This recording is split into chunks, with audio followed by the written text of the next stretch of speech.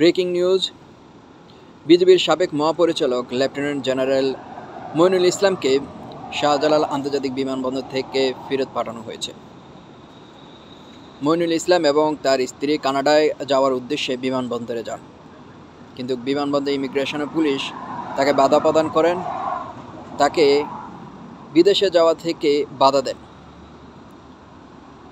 এর আগে আপনারা সকলে জানেন 2009 সালে পিলখানায় কী ঘটনা ঘটেছে। 57 সামরিক বাহিনী সহ 74 জন এ দুনিয়া থেকে বিদায় হয়ে যান। তারপর পরেই এই মইনুলকে বিজিবির মহাপরিচালক হিসেবে দায়িত্ব দেওয়া হয়। এই মইনুল কিন্তু ঢাকা উত্তর সিটি মেয়র সাবেক মেয়র আতিকুর রহমানের ভাই। এ নিয়ে কিন্তু পিলখানার যে ঘটনা বিষয় নিয়ে কিন্তু বর্তমান অন্তর্বর্তীকালীন সরকার একটি স্বাধীন কমিটি গঠন করেন যে এটার সুষ্ঠু একটি তদন্ত হওয়া দরকার, যে 57 সামরিক বাহিনী এবং 74 জন কীভাবে এই দুনিয়া থেকে চলে যায়।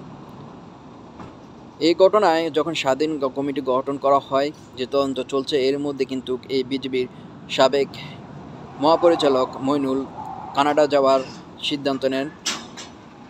তার হয়তো কোনো হাত রয়েছে, কারণ বিজিবি যখন এই ধরনের ঘটনা ঘটে তখন পরপরই কিন্তু এই মইনুলকে মহাপরিচালক হিসাবে দায়িত্ব দেওয়া হয়। সকলের প্রশ্ন